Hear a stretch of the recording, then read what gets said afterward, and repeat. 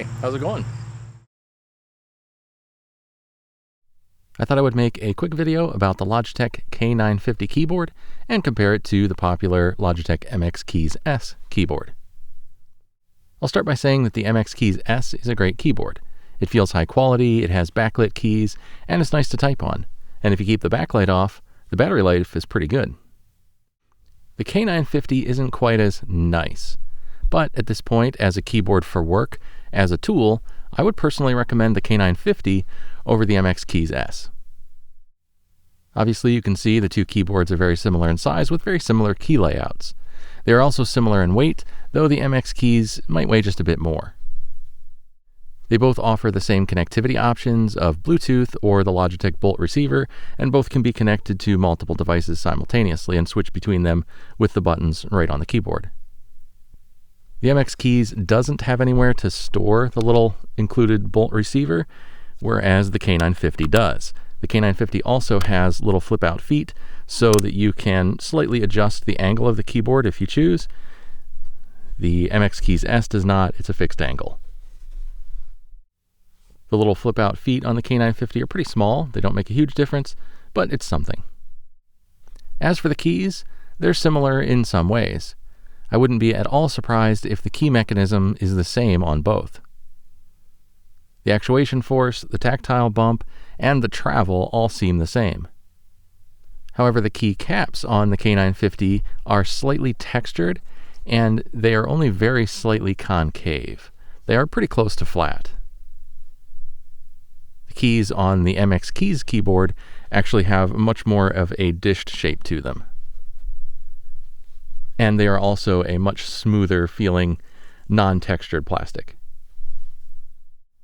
The MX Keys keyboard also feels slightly more solid, likely due to the metal top, so it's slightly quieter in typing. So because of all of this, I do give the edge for typing feel to the MX Keys. Typing on the K950 is fine, but it isn't quite as nice as the MX Keys S.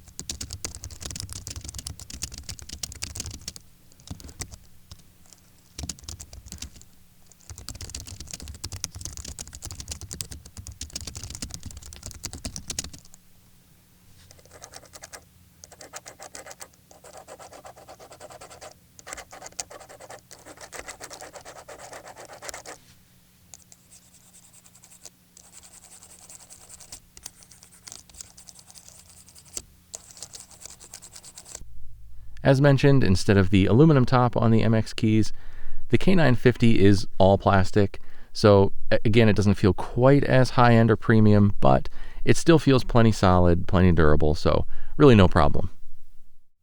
Another big difference is that the MX Keys S has backlit keys. The K950 does not.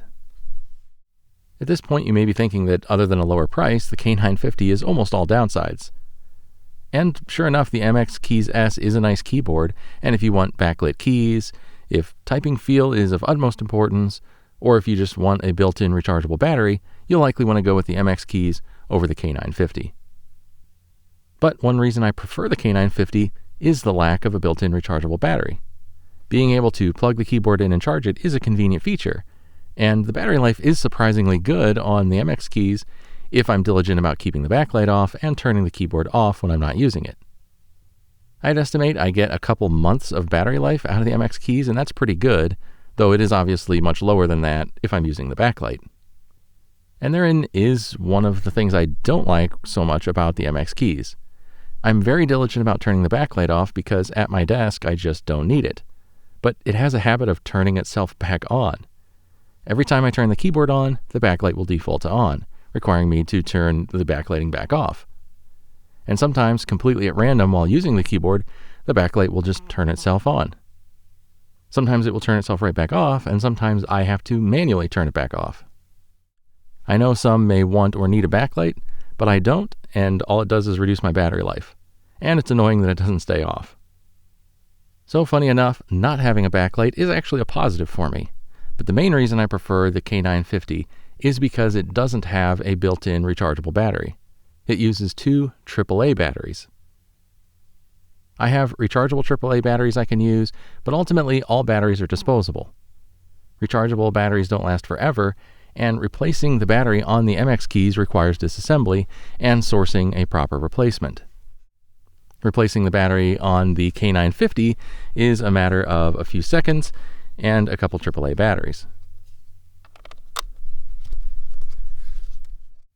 And what about battery life? Well, the K950 is rated at up to 3 years of battery life on a pair of AAA batteries. So the following scenario is technically possible. After 2 years of daily use, the battery in the MX keys may be getting weak and not holding a charge as long as it used to. So you peel off the rubber feet on the bottom, you disassemble the keyboard, and you search online for the right size and shape of battery with the correct connector so that you can swap it out and reassemble.